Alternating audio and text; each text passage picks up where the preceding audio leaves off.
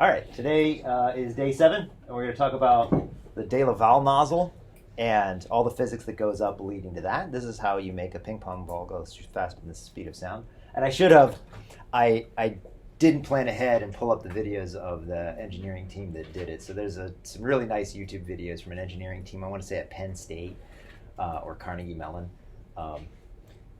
where they build one of these things.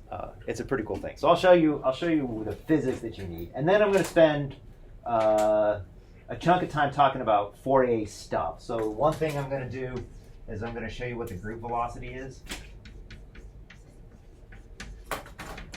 So I'll show you where group velocity comes from. And the other thing I'm going to do, mostly just because it's a fun exercise in Fourier transforms, and I think Fourier transforms are really entertaining, I'm going to show you the uncertainties principle.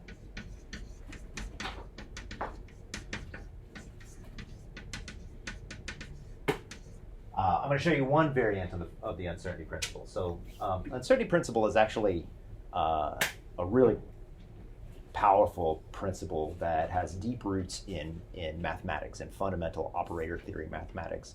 If I've got two operators, they both have some uncertainty. If the operators are related, their uncertainties are going to be related as well. So we'll show you that too. Let's start with the supersonic ping pong ball, because that sounds the funnest. So, okay, let us start with Euler's equation. That's where we'll start a lot of stuff. We'll use Navier-Stokes too, but we use Euler more, or I use Euler more because sometimes you need to ignore the viscosity. Let's see, I don't need all of these. Okay, so we start off d rho dt plus div rho v equals 0. So let's say that we're in a tube, and that tube maybe changes shape. This is a very specific shape. This shape, if you do it right, will let you make a supersonic ping pong ball, because it gets narrower and then it gets wider. And the behavior of the fluid changes as you go through this choke, which is kind of awesome. So we'll assume that we're in steady state.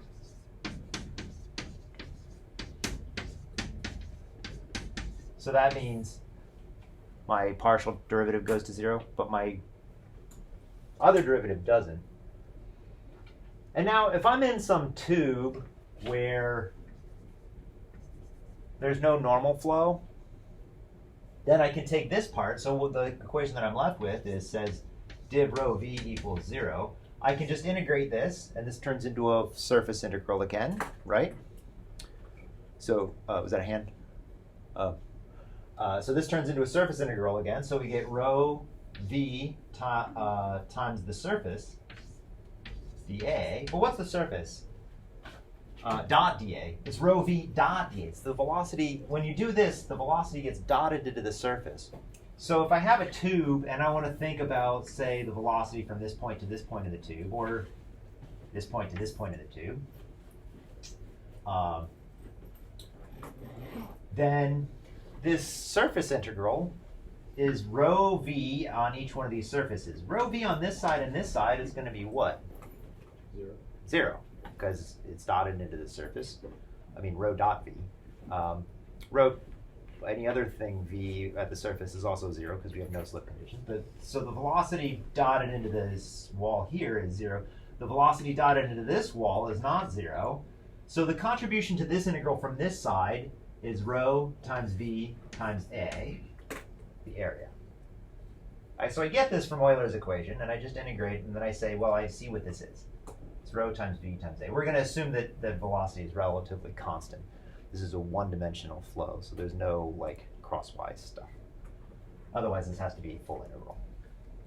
So rho times v times a, that's what this side is.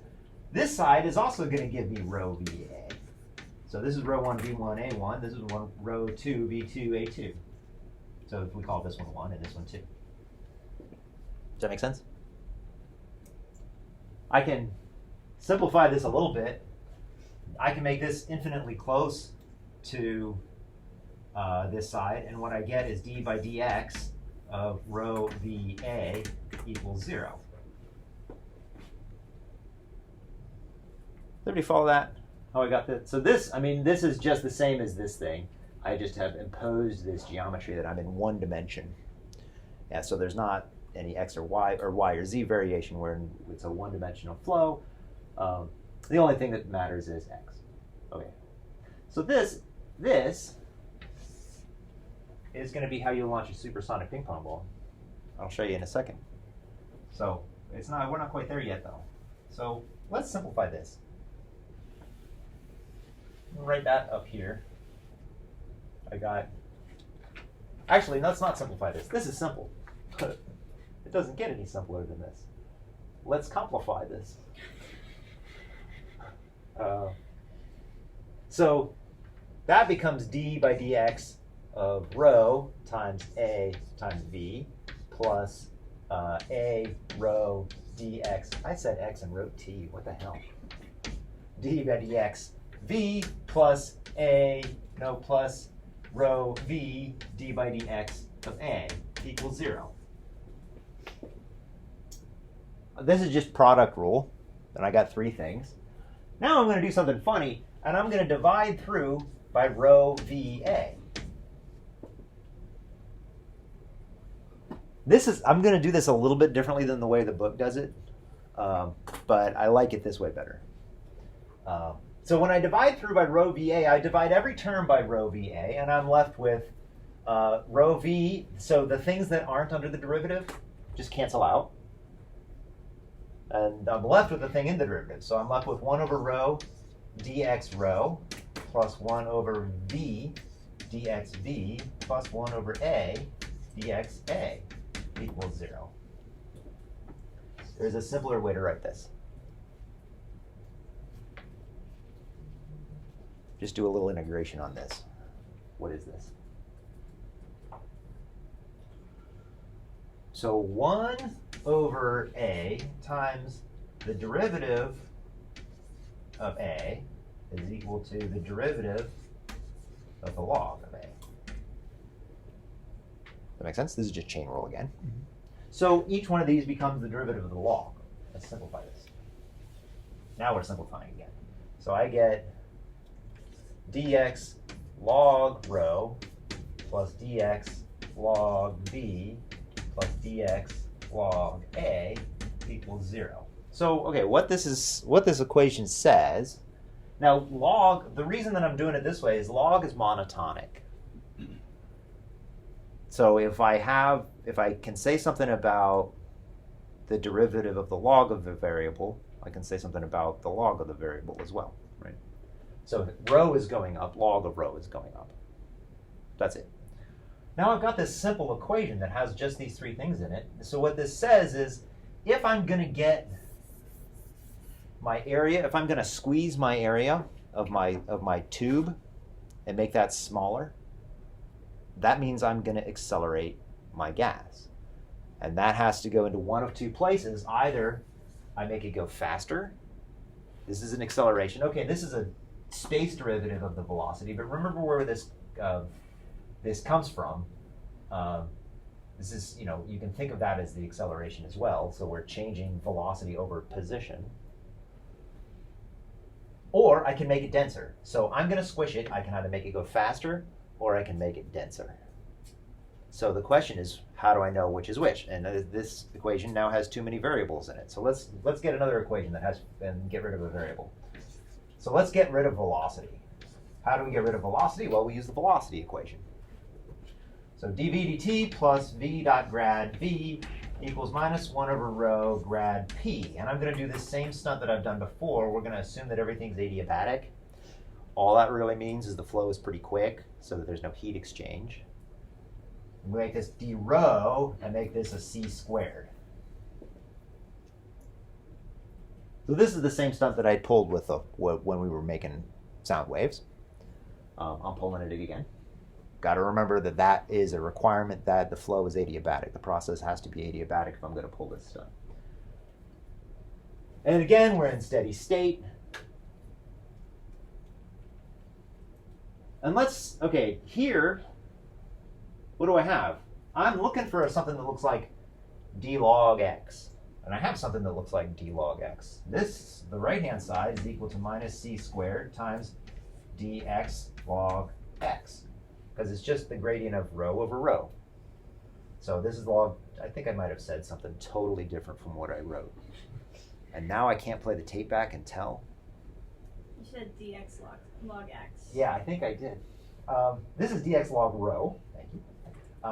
So this, does everybody see how this is just the same thing here? So that's just this guy. And then on the right-hand side, well, I've got a v. I want a 1 over v, so I'll just divide by v twice. So I get a 1 over v. Let's make this just a one-dimensional derivative. dxv. I got two v's over here. I got to divide by v squared. So now I'm left with dx log v equals c squared over v. That's the Mach number squared, minus 1 over the Mach number squared dx log rho. The Mach number is the velocity relative to the speed of sound. It's the useful velocity because it knows about what's going on. So the actual velocity has units on it. The Mach number is a dimensionless quantity, so it has physics. Your velocity has units on it, so it has physics plus however you painted that. But the Mach number is dimensionless.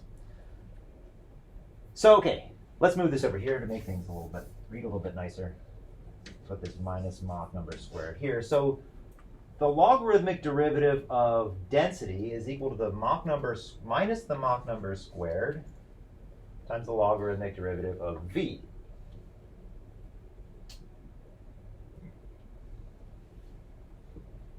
What this says is that I can squish stuff if I accelerate it. There's no area here. That's a handy thing. So I can take this and stick it in here and make a new equation. I'll use this new board.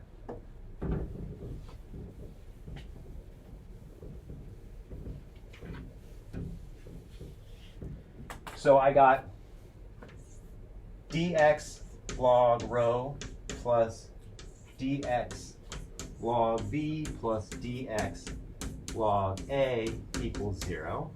And then the other thing that I just said was minus the Mach number squared times dx log v equals dx log rho. And then I'm going to take this and put it in here. And I'm left with 1 minus the Mach number squared dx log rho equals minus dx log a. This is how you make a supersonic ping pong ball. Do you see it yet? Not quite. What does it say? This says that if I make the area smaller, as I'm going down my tube, what's the sign of this term? The area gets smaller. What's that? It's negative, right? So the area gets smaller, so the derivative of the log of area is negative, right? The area is getting smaller. The derivative of the area is getting smaller. So dx by dA is getting smaller, dx by log a is getting smaller. And I got another sign, so this one is positive. Yeah? Should that rho be a v? This? No, this is this side. I got rid of this one. Okay. That's it. Oh, That is that one. yeah. I didn't do my algebra right. You can get a relationship for rho. Thank you. It is important to be paying attention and holler when I do something wrong. Thank you. So this is the log of velocity. So basically, I'm going to squish. So, okay, if the area gets smaller, so we're doing this, and the flow is in this direction. So if dx by dA is small, then d log x dA is positive. This is negative. So this has a positive side here. How about this side? Is this side positive or negative?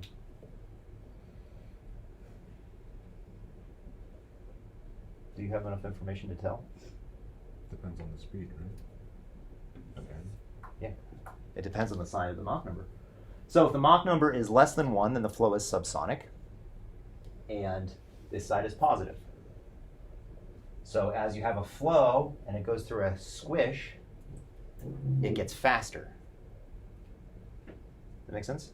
So and this is pretty similar if you've ever been watering your garden and put your thumb over that nozzle of the hose. The water comes out way faster and you can squirt your brother with it, right? This is the same physics. That's what this physics is. So when you put your thumb over the hose, the water goes a lot faster. This is why. Now, if the water is coming out faster than the speed of sound, and I put my thumb over it, then it shocks, and it gets slower. So the opposite behavior happens. So when I have a constrictor and a subsonic flow, the flow speeds up. If I have a constrictor and supersonic flow, then the flow slows down, and the density goes up. Yeah. So can the flow go to be supersonic? Yeah. Well, I can't. So if I go the other way, and if I have a subsonic flow and an expanding valve, that slows the velocity. If I have a supersonic flow and an expanding valve, that accelerates the velocity. I kind of have a hard time with this, like getting my head around this, because it's kind of counterintuitive, but that's what happens. So what happens is I take one of these, I start off with subsonic flow. Subsonic but large. And I can accelerate it. How much can I accelerate it by? As much as I feel like, until it shocks. So I can have a converging nozzle. That causes the flow to be supersonic. Then I have a diverging nozzle, and that makes my flow really supersonic. Yeah. Why is like supersonic speed the magic number where everything changes? Because that's where pressure waves, that's a great question, because that's where pressure waves can actually do the communication. So why does this flow get faster? This flow speeds up. This flow is fast here because it got small down here. Why does the flow up here know about what's going on down here? Because there's a pressure wave that carries that information upwind. So the pressure wave, that's what we did when we did sound waves. So those are all pressure waves, or density waves, but that's the wave that washes out pressure disturbances is a sound wave, and it does it at the sound speed. It's the thing that communicates the sound wave is the thing that communicates bits of fluid to each other. So I have a sound wave that propagates up this way and tells this fluid to speed up because I push more stuff into the tube. So if you think about if you're in traffic and you lose a lane, what happens? Traffic backs up, right? It's because traffic is compressible flow, but fluid is incompressible flow. So the sound speed can communicate this way, but if we're going faster than the speed of sound, then this gets dense, but it can't communicate this way that the flow is getting denser. It's going to shock. It can't communicate that way because the flow is already gone. So the pressure wave, which is what's responsible for doing this stuff, can't do any communication. So instead, the flow comes up here, it sees that there's a wall there, and it just piles up, and it's like, shit, I don't know what to do. Nobody told me to go faster. So you get a shock. This other one, why it accelerates, I don't have a great answer about why it accelerates when it gets wider, when it's supersonic. That's the way it works. There's a good answer in there somewhere, I just don't have it off the top of my head. Mostly when you have supersonic flow and it's going like crazy out this way, there's no pressure wave to tell this gas to slow down, so it's just going to accelerate the gas behind it. So if you want to make a supersonic ping pong launcher, here's what you do.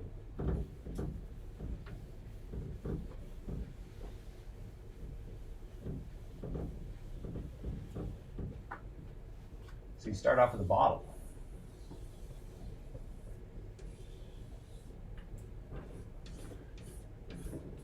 And you fill it with pressure. And then you put it into something that a constricting, this is a converging nozzle, that accelerates it to nearly the speed of sound. And then, right before it gets to the speed of sound, you send it through a diverging nozzle that accelerates it past the speed of sound. So somewhere in here, there's a transonic point where where it changes from subsonic to supersonic. But once you get over here, then it's supersonic and you can accelerate it more. It's pretty rad.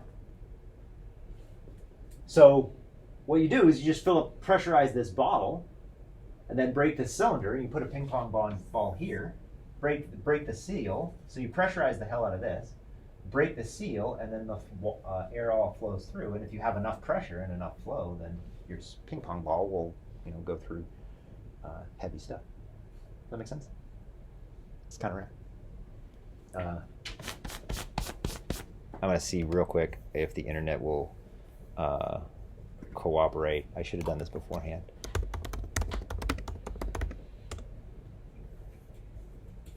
Oh, it was Purdue University. I got to plug that in. Anyway, I'm not going to mess with the AV because that's going to just slow me down. I'll send it all to you. I'll leave it up there so I remember to send it to you. So this is a pretty fun thing. So how did we get here? So we started with div rho v. That turns into a surface integral. So this turns into d by dx of rho v a. And then we just expand and divide, and then we get dx log of stuff. And then we use Euler, which gives us the relationship between dxv and dx rho.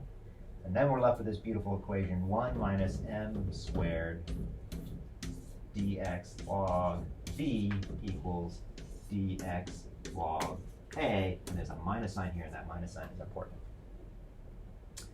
So there's a little bit of algebra. We start with continuity. We also use Euler, mash them together, and we get this equation. And it's a pretty cool thing. I don't think I have anything else to say. Does anybody have any questions on this? I have a really quick question. Yeah. Is there an explicit expression for m? Oh, yeah, m is v over c sound. That's it. Sorry about that. I should have put that up earlier. Okay, what else am I talking about today? How am I doing for time? Pretty good. What is entropy? You had asked what entropy is. I'm going to talk about that real quick. So, because I was like, you know what? I remember in thermo not understanding what entropy was, and then in StatMech I understood what entropy was. But I never went back and re-understood what entropy was in thermo. So I did that. I went back and looked up how they deal with it in my favorite thermo book.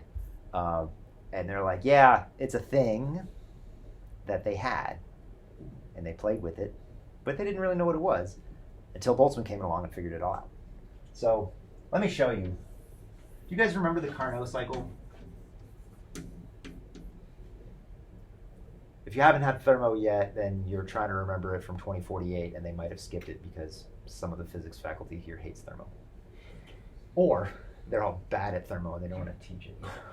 I shouldn't be that bitchy. Anyway, a lot of people haven't seen this as much as I think they should. If I have a temperature volume diagram, the Carnot cycle, you don't have to write any of this down unless you're interested, because I'm not going to ask you about this again. The Carnot cycle is two isotherms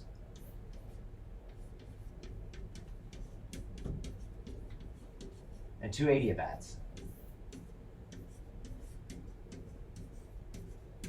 So what's an engine about? An engine is about heat and work. Because that's really what I want. I want to set a thing on fire and make my car go. That's the whole purpose of this.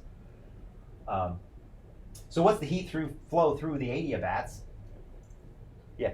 What's an isotherm and adiabat? An adiabat is an adiabatic process that goes from one point to another adiabatically. So no heat flows through the gas as I go from here to here. An isotherm is where you change from one state to another isothermically so the temperature doesn't change. Make sense? So I have this kind of engine, and this has some special properties in that this is the most efficient engine you can define. We can go into that later. So I got these two temperatures. No heat flows through these walls. Heat flows through these walls. Work is done in the positive ones, but what we want to know is the heat flow. So heat flows in one and out the other. And one thing that they realized was that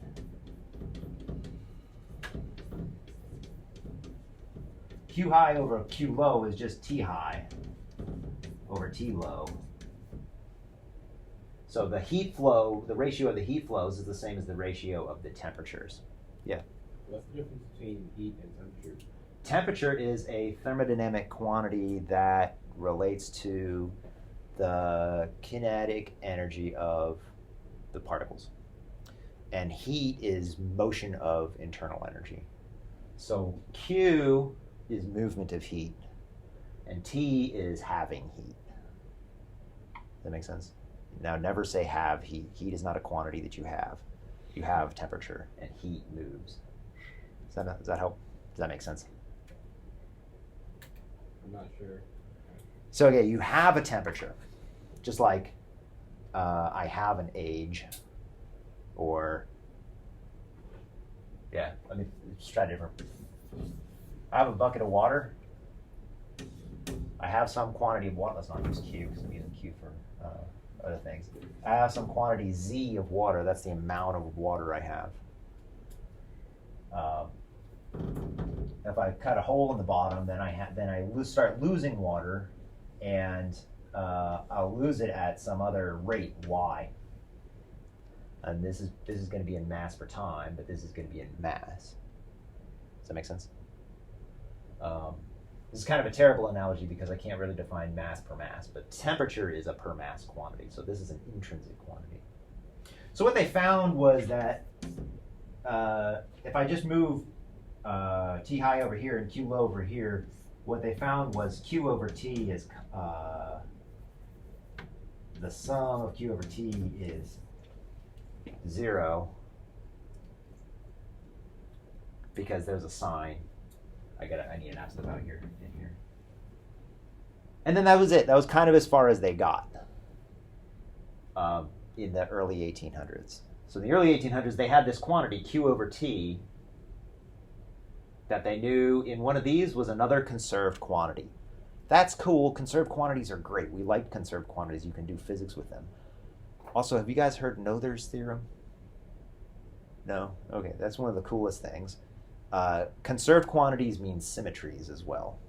So if you have some kind of symmetry in the problem, you'll have a conserved quantity that goes along with that symmetry, and the other way around. So Q over T is kind of as far as they got originally with what entropy was. It wasn't until Boltzmann came along and said, well, this is really about counting states that we got a better understanding of entropy. But entropy and heat flow are related. But entropy is a thing you have, and heat flow is a thing that you do. So, okay, that's all I'm going to say about entropy, unless anybody has any other questions. It'll come up again, so don't you worry. Okay, Fourier transforms. I'm going to talk about some cool things with Fourier transforms. The first thing I'm going to do is show you where the group velocity comes from, which I had a derivation of it, and then I went back and I said, okay, I'm going to sit down and actually do it and remember how it works.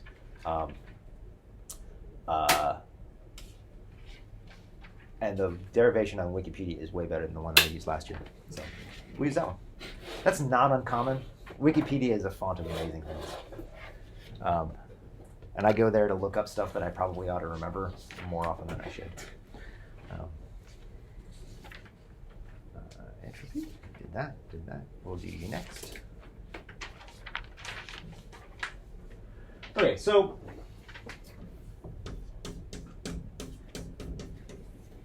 I have some density, say the air in this room. I started off with some distribution. So let's work in one dimension because 3 dimensions is really hard to draw on the board.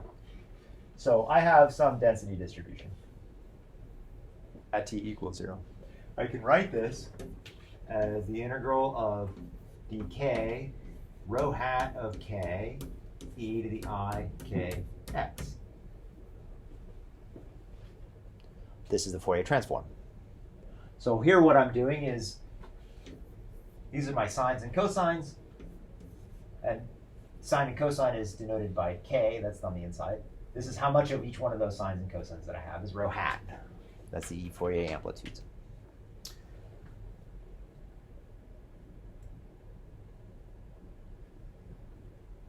So by the law of superposition, or the method of characteristics that I did last week, this was a function of time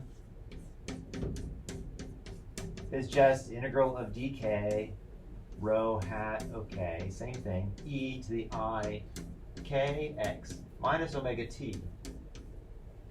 Now, you could say that I just kind of threw this omega t on here.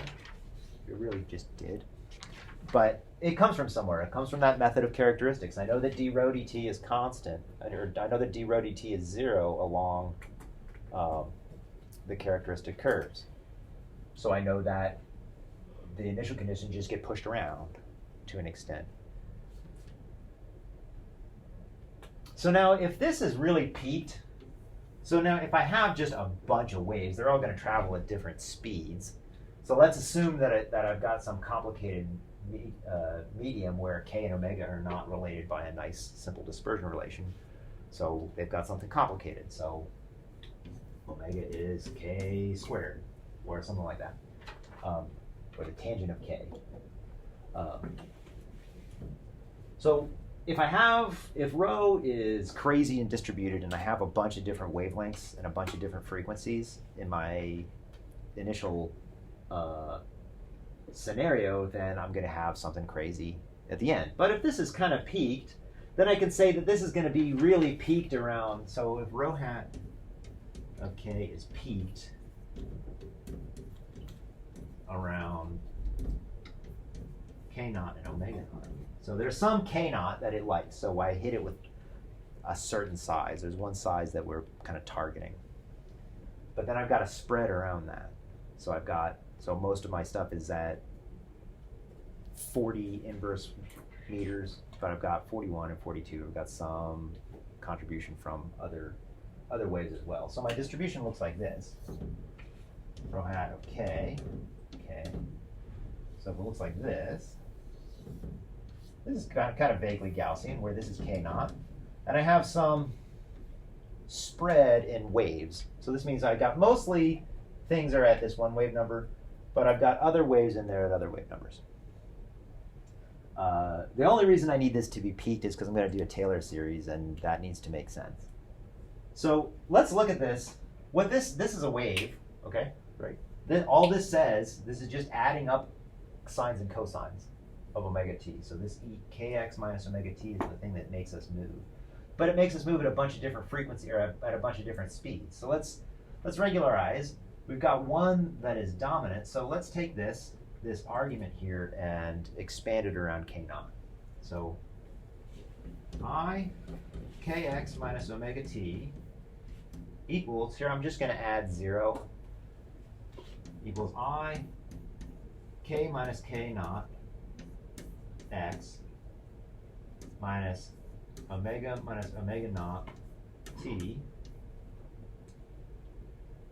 plus k naught x plus omega naught t. And I just added 1. Right. This is all inside of I. Now I'm going to rewrite this. I'm going to rewrite this as rho of x and t equals the integral of dk rho hat of k e to the what? I times k minus k naught x minus omega naught t plus I k naught x minus omega naught t. That's going to be a minus sign there. I got little and this chalk is terrible.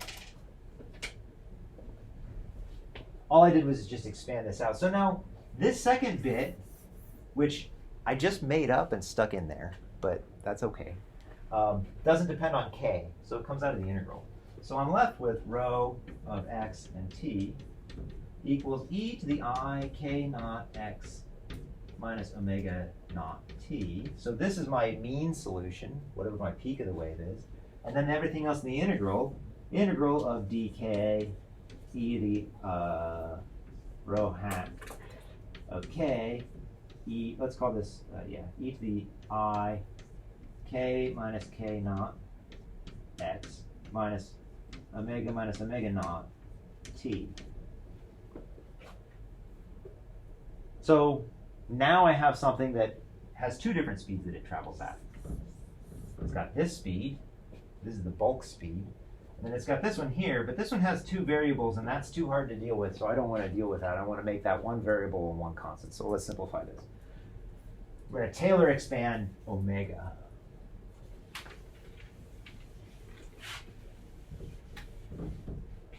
So the argument of this thing here, I k naught minus k naught x minus omega naught t. Let's get rid of this thing.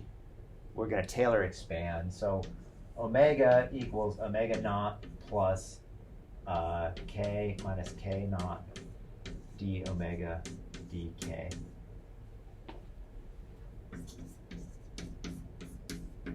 So we do a Taylor series around k naught, which is this. So that goes there, and then this becomes I times k minus k naught x minus, actually, I'm going to do a little bit more algebra.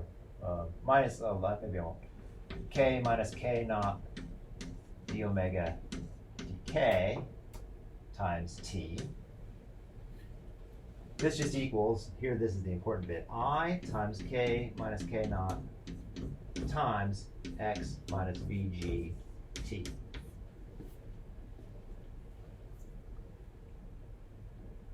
Okay, so this is the Fourier series of rho. Rho is a function of x and t.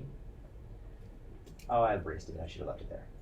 This bit, I'm just assuming that there's a most common thing, and we'll factor this out, and then we have the rest of the stuff, which we'll simplify as as dk rho hat of k e to the I k minus k naught x minus vg t.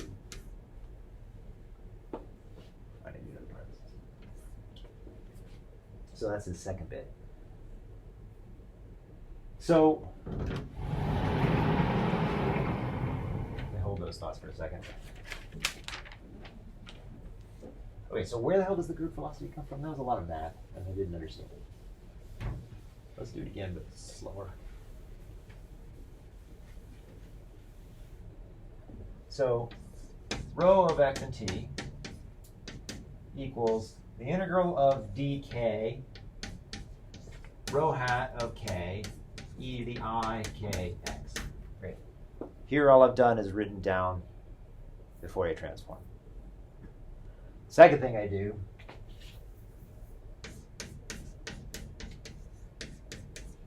I know it's going to evolve in time like this.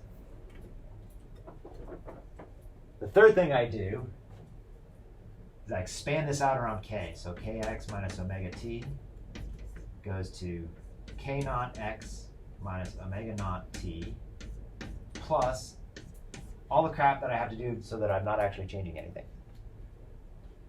Is k minus k naught x minus omega naught t. Then we've got one part that is the phase front, so this is how the front of the wave is changing, and this is how the rest of the wave is changing. Then we do a Taylor series on this part to simplify.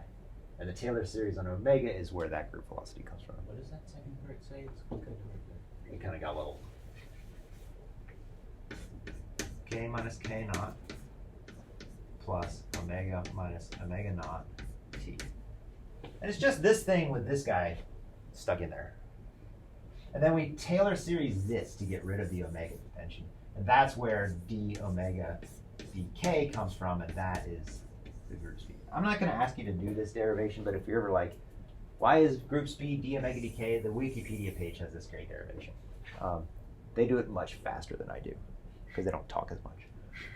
Does anybody have any questions about that, where group speed comes from? So now we've got these two speeds, and they both come from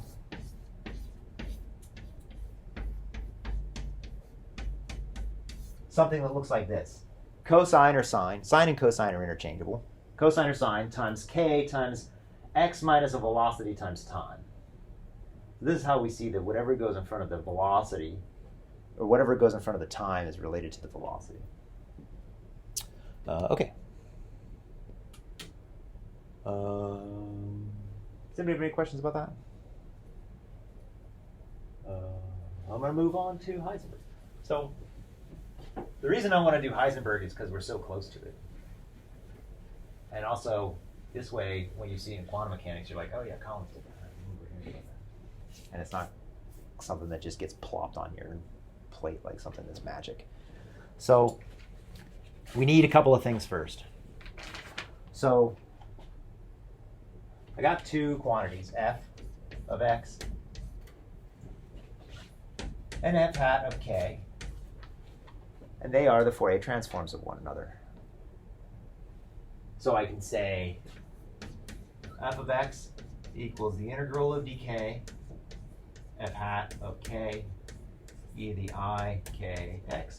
That one gets a minus sign, and f of k equals the integral of dx f of x e to the I k x. The I k x is the same. This one's plus, this one's minus. If you screw up the minus sign, as long as you're consistent when you go back, nobody really cares. That's not always true, but you can be kind of sloppy there. So we have these two pairs. So now we need to know a couple things. First,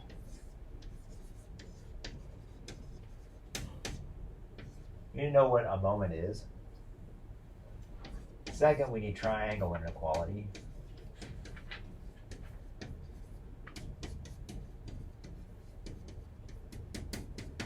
And third, we need Parseval's theorem.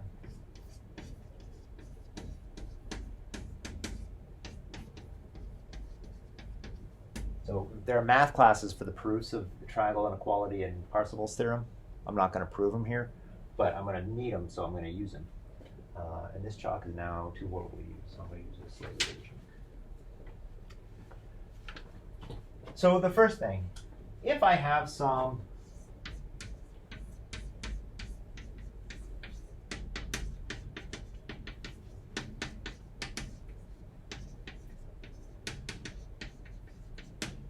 So we're going to make a couple assumptions on this. So I'm going to prove a thing, but to prove it, I'm going to make f and f hat well behaved, so that I can say some stuff on it. Now this is done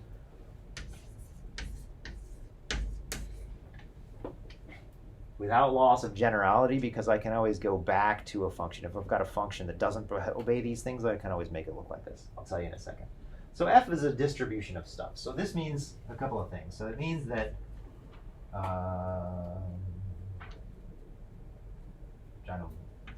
the integral of f squared of x dx equals 1. Also, it has 0 mean. So how do I get the mean? So if f is the distribution of stuff, here's x, here's f. We're going to use x. We're going to use f squared. You can do this without keeping the square on the f, but I'm going to keep it looking like quantum mechanics. So we'll keep the square there.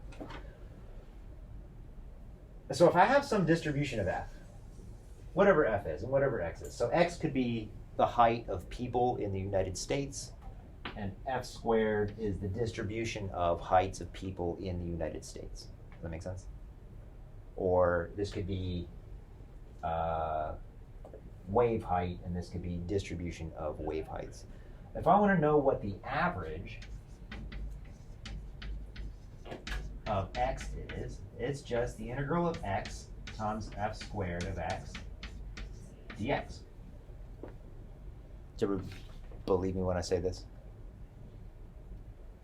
So this is how much crap I have. This is what I've got. So I just multiply what I've got by how much of it I have, and average.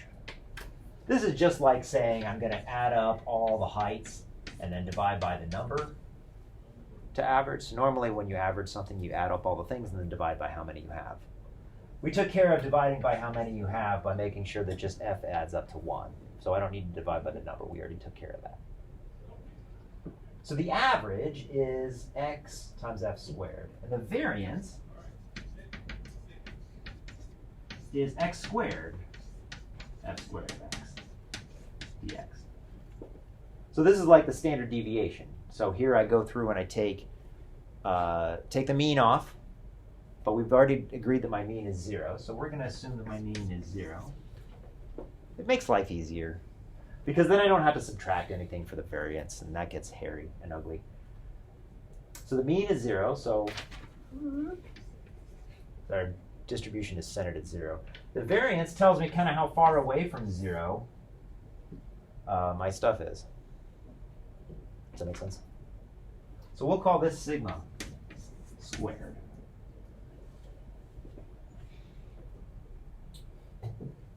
I want all these things.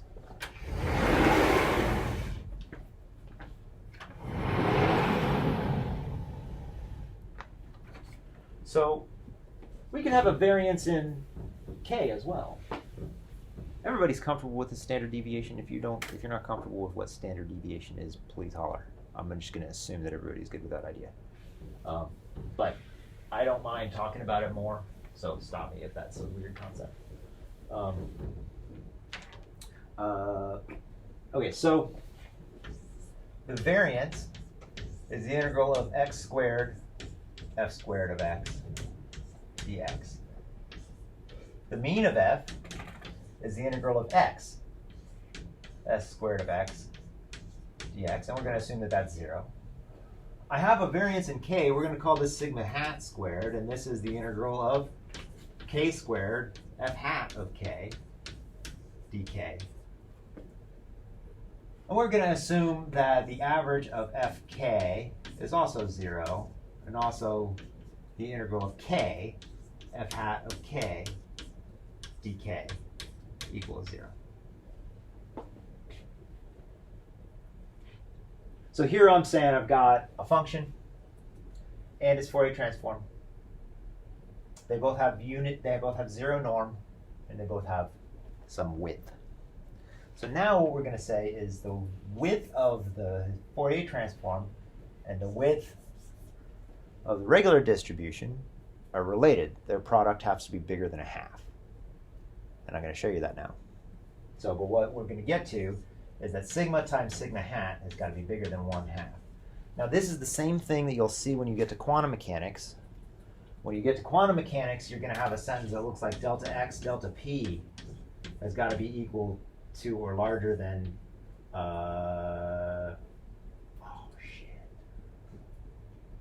H bar over 2. Yeah, couldn't remember if that was h over 2 or h bar over 2. H bar over 2. I don't do quantum mechanics nearly as much as I do classical physics. So this is the same thing. This is the variance in position, and this is the variance in momentum. The magic is these are Fourier pairs. That's how any of this is going to work, is because this is this variance on f and this is the variance on f hat. It's Fourier transform. The magic of quantum mechanics is the position and momentum of Fourier transforms of each other. That's really cool. That's the bit you want to make sure you get your head around when you take quantum mechanics. I can't help you there. I mean, I can, but we're not going to right now. So we're going to get to this. So let's do it. It's actually not very long. You just gotta be a little clever with how you set the proof up. So, okay, so we've talked about moments. Let's talk about the triangle inequality real quick. Here's another thing that we need. So, why is it called the triangle inequality? I'm going to write it in a way that doesn't look a thing like triangles, but I'll explain it this way. So this is A, this is B, this is A squared plus B squared, right? I know that A dot B is going to be less than or equal to A dot A to the 1/2, B dot B to the 1/2. Have you guys seen this before? Do you remember seeing this in vector calculus? So the dot product of two things is smaller than the length of either thing. Never seen that before? Do you believe it? I do. I have an open mind. Because the dot product, if I've got A and B, the dot product is the projection of A on B, or the projection of B on A. However you like to think about that. That's going to be smaller than either A or B, right? All right. This isn't the thing that I need. The thing that I need, actually I'm going to leave that up here for a second. A dot B is smaller than A. I'm going to use magnitudes here. B.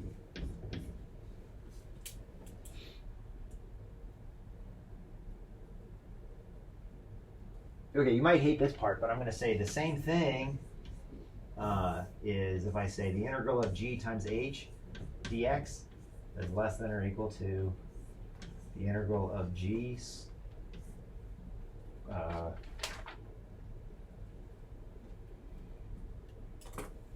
sorry, brain farting, the integral of h squared to the 1/2. So the integral of, if I have two functions, they don't have to be anything, they're just functions, f and g and h. The integral of g times h over some period is just the integral of, is less than g squared times h squared. This is the same thing because this is also a dot product. And actually we don't call it a dot product, we call it an inner product. An inner product is just a generic version of a dot product. It's the way you take two things and you add them all up. So you may not have seen this as a vector equation before, but if you just think about what we're doing here, I'm taking g and h, multiplying together, adding up over every place that they show up together. That's exactly what I do for a dot product. I just take all the pairs and I add them all up. Except here, it's an infinite basis. This is fine. So we have this triangle inequality. We're going to need it in a second. The last thing we need is called Parseval's theorem. And I'm not going to prove it, but what it says, it's really kind of great. I mean, okay, Fourier transforms are the coolest thing that I know about. I'm not going to ever stop saying that. Because they have so many great features. One of the great features is the integral of f squared dx is equal to the integral of f hat squared dk. So if I take all of my Fourier modes and I square all of the terms, and I do the same thing with the real space terms, I get the same answer, and that's really useful. Actually, we don't need this way, so forget about that for a second. I need something slightly different that's related. The integral of k f hat squared is equal to the integral of f prime of x dx. This is the derivative of f, and this is a k. Remember how I said multiplication and derivative are buddies? This is the same thing, yeah. What are we deriving, or what are we integrating over to the left side? Thank you. That's an excellent question. What does it have to be? It has to be dk. Has to be the k. And this one is dx. So this is a thing that I'm going to use in a second. Okay, this is a thing that comes from vector calculus. This is a thing that comes from Fourier transforms. Now I'm ready to show you this, where this comes from. I'm going to integrate by parts. I've got this fun function f x f f prime dx. I'm going to take the absolute value of that. Okay, by triangle inequality, let me give myself some more board space. The integral of x f f prime dx. I don't have a good intuition for what the inside of this is other than it works and it does the thing that I needed to do.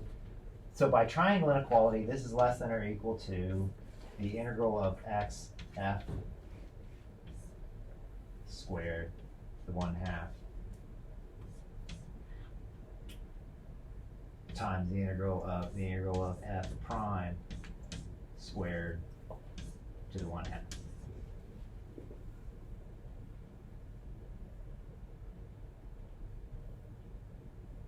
Okay.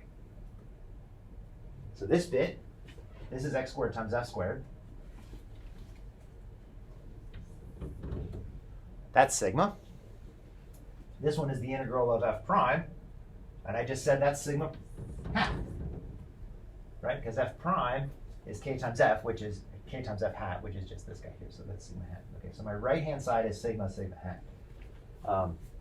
That's the reason we write this function this way, so that it turns into that. The other reason is I can integrate this thing. So let's integrate this guy by parts. If I integrate this by parts, so when you integrate by parts, I've got the integral of u of a db is equal to a b at the surface minus the integral of b dA. So I'm going to call, let's see, I want this to turn into something that I like.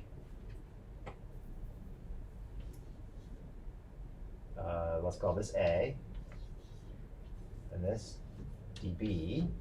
So when I integrate that, my first term, this guy here, is just going to be x f squared at plus and minus infinity.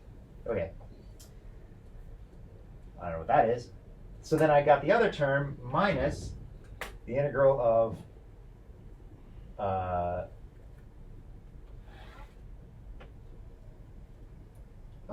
a to b. Oh, sorry, I wrote that wrong. This is a.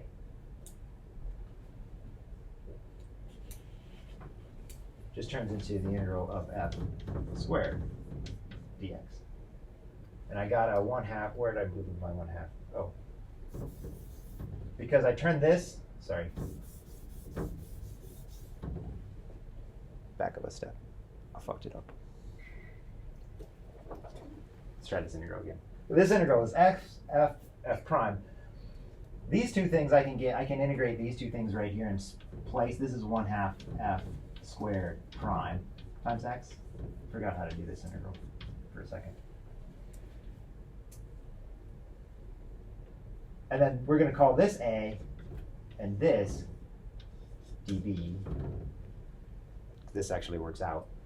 So this is the derivative of f squared. So when I integrate this, I get a times b. So that's x times f squared times 1/2. And this is evaluated at plus and minus infinity.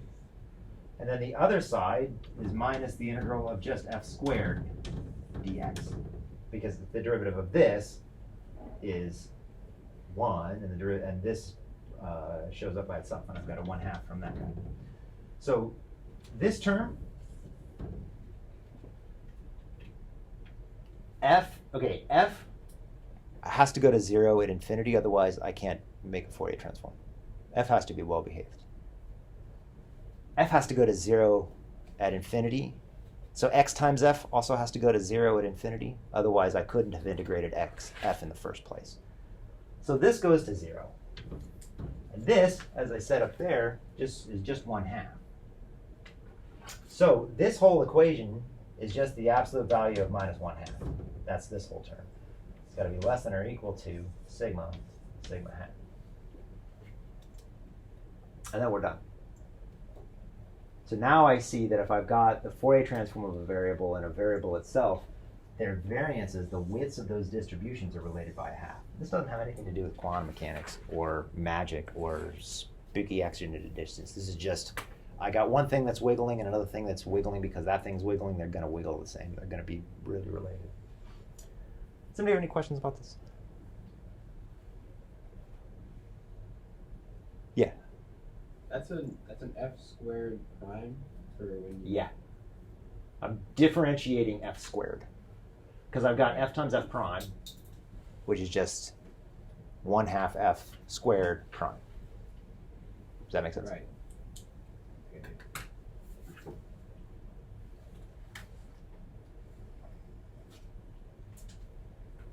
Very good. Cool, so that's Heisenberg. That's where Heisenberg comes from. And that's going to show up in your life. I don't think I'm actually going to, I don't have any plans to use it. I just think that it's super related to the things that we've been talking about. I got 10 more minutes. And I ran out of stuff. I must have talked fast. I have a question. Yeah. Where was Parsifal's theorem used? I think I might have missed it. Yeah, it gets used here. So I start off with this weird function, x, f, f prime. I use triangle inequality to split it into xf squared and f prime squared. The integral of f prime squared by Parseval's theorem is the integral of k times f squared. And this is just the variance squared. Okay.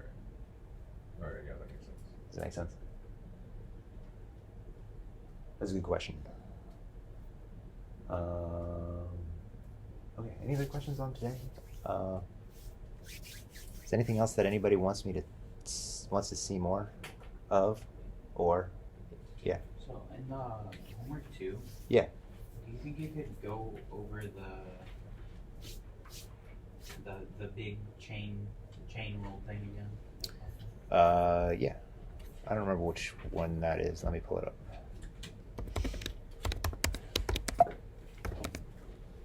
It was number 3.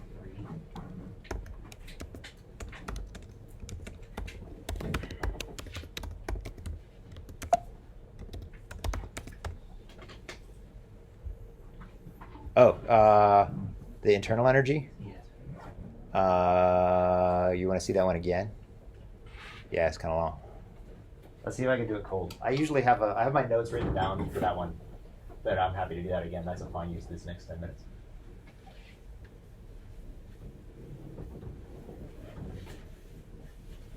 Okay, so this is a memory test as much as anything else. So we start off with d by dt of rho plus, I'm going to rewrite this differently, equals minus div rho v. D by dt of v is minus v dot grad v minus 1 over rho grad p. And let's see, the internal energy goes like rho times dt e plus v dot grad e. That's not how we started. I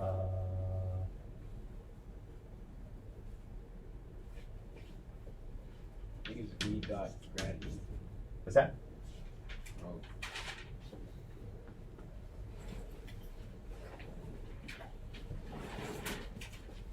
This is not something that I would ask you to do on the final because I can't remember it. I wouldn't ask you to do anything on the final that I wouldn't be able to do cold.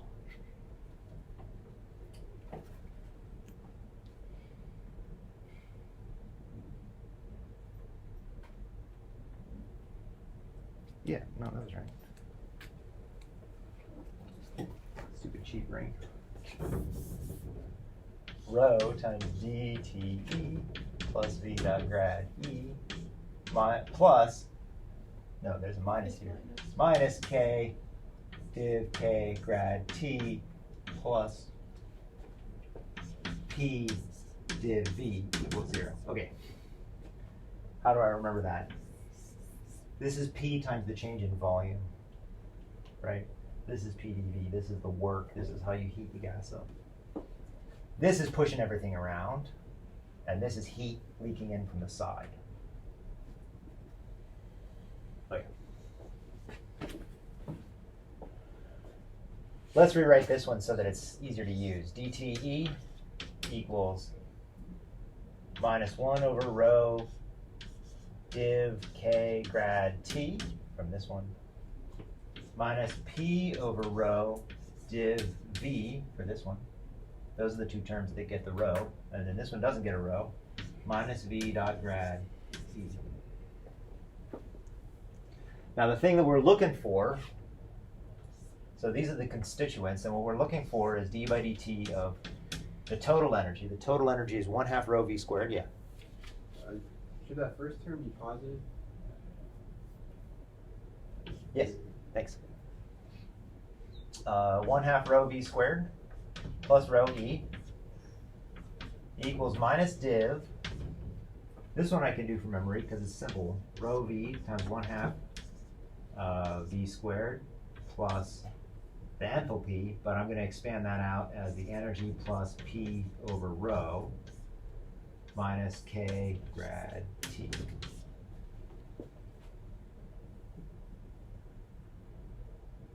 I'm going to simplify this part. Minus div rho v squared 1/2. Can't make this a rho v cubed because this is a vector, remember.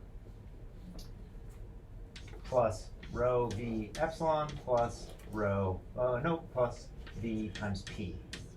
Oh, minus k grad t. So this is just setup. This is just making my life easier. So now we'll actually do the work part.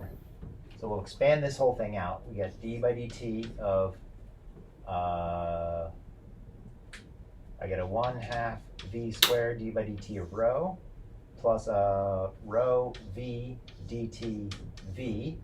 That's this term. The 1/2 gets killed by the square. And again, as soon as I lose, you stop me on this. Plus rho dt e plus e dt rho. Now let's just plug everything from here back into here. And I get 1/2 v squared times d rho dt, which is minus div rho v. Sometimes I expand that out more and sometimes I don't. I think I'm going to not, just to see what happens. So this term is just minus 1/2 v squared d rho v. This one, rho v times dt v, we'll just go up here, rho v times, everything gets a minus sign, v dot grad v plus 1 over rho grad p. This term is here, and this gives me a plus 1 over, nope, that rho cancels the rho, so this is just plus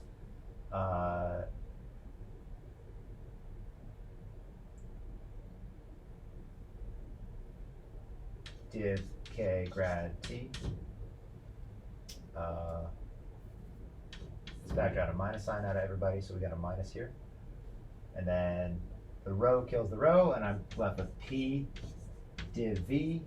And then this one gives me a plus rho v div e. And then the last term, I got an epsilon div rho v minus.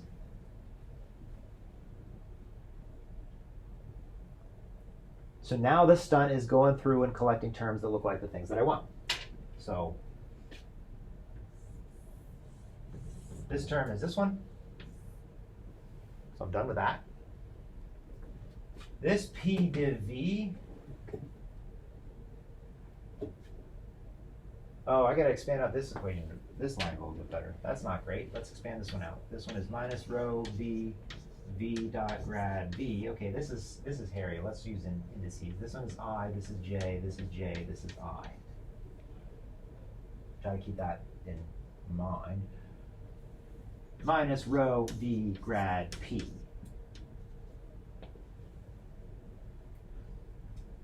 So now, oh no, that rho kills this rho. So this is just v grad p. Aha, that's the thing that I needed. So I've got a v dot grad p, and I get a p dot div v, and that gives me this term here. So I'm just integrating by parts. Does everybody see that? That this dude and this dude give me combined to form this dude. It's just integration by parts again a couple of times. And then the last two terms are a little hairier because there's 3 terms, so I've got to have, so there are 3 constituents that I'm going to look for. I need a grad on rho, grad on v, and grad on epsilon. So here's my v squared rho v term.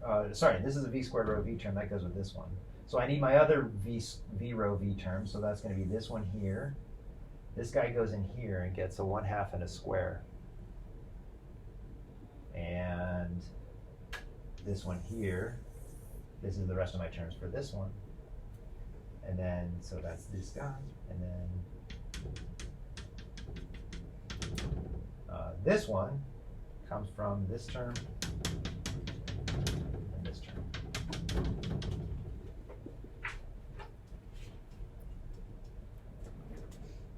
Does that make sense? I hope. Could you leave it there for a bit? Yeah. You want to just take a picture of it? Yeah, that'd be great. Actually. Yeah. It is very pretty.